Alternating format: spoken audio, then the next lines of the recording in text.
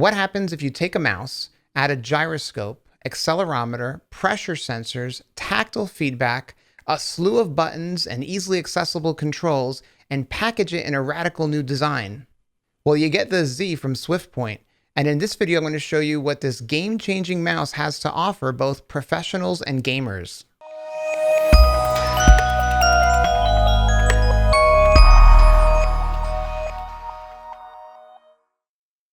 Back in August of last year, I pre-ordered the Z from Swiftpoint, and I just received it, so I thought I would share with you what the special launch edition of this exciting new mouse looks like. Incidentally, the Z is still available for pre-order from their site, which I'll link to in the description below, and seems to come with a travel case now. My version doesn't have a case, but is nicely packed in this box, so it appears as though they have iterated through packaging. Included in the box is the mouse itself, as well as two different sized fingertip and trigger caps. It also comes with a cord management cube, 3 bases, and an attractive mouse pad.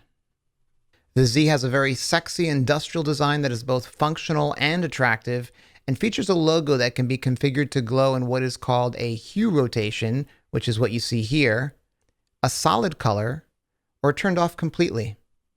Rubber pads are located strategically around the mouse to prevent slippage, and opposing fins, one near the thumb and one near the ring finger, allow those corresponding fingers to rest comfortably on the mouse while at the same time control its movement.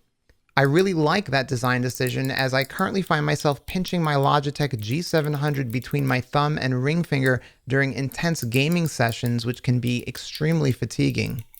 The buttons on the Z make a satisfying click, and there are a lot of them, strategically located to increase accessibility and minimize the need to change grip in order to actuate them.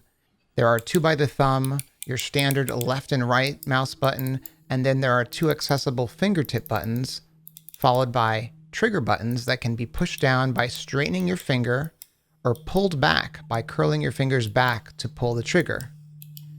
There are also 2 edge buttons accessible via your fingertip, and of course the mouse wheel is also a button.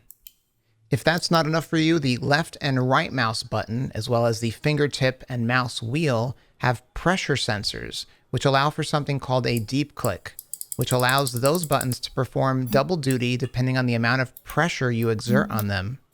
Vibratory feedback is provided to let you know when you cross the threshold. Of course, the amount of pressure required to trigger these secondary functions is fully configurable by you with the Swiftpoint driver software. This software allows you to program each key independently to perform a specific function. It allows you to create multiple profiles that store key mappings that can be used when running specific applications. So you can have a configuration optimized for web browsing, general computer use, Photoshop, or for each game you play. The OLED display on the side of the mouse can be programmed to show you which profile is currently enabled, and switching between profiles is as easy as lifting the mouse 45 degrees and then tapping the context-sensitive edge buttons to toggle between profiles. Pretty slick. And because hands come in all shapes and sizes, Swiftpoint includes a long and short varieties of both their fingertip and trigger caps. These are easily installed, and with the exception of the long fingertip cap, can be installed in either direction, allowing you to move the point of contact to a location that best accommodates your hand. Here I have the small fingertip caps installed in the same direction, but I've slid the right one back a bit.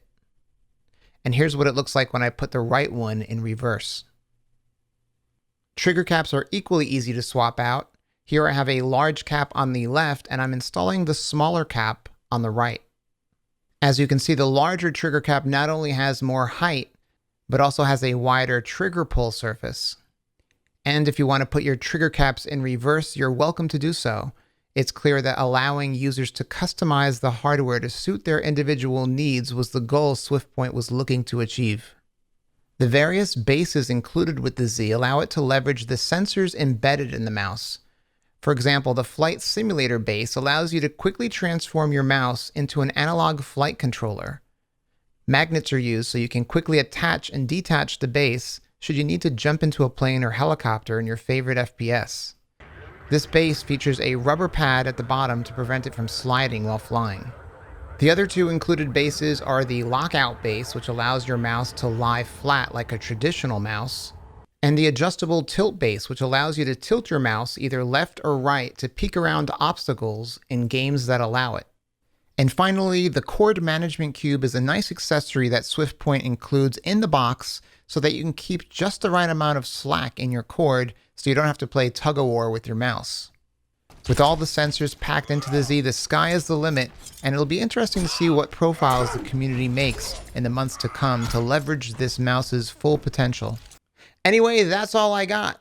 I hope you liked this video. If you did, give it a thumbs up. If you have questions or comments, leave them in the comments section below. If you want more information on the Z, I'll include a link to it in the description below. And don't forget to hit that subscribe button so you receive notifications the next time I post a video. I'll see you next time.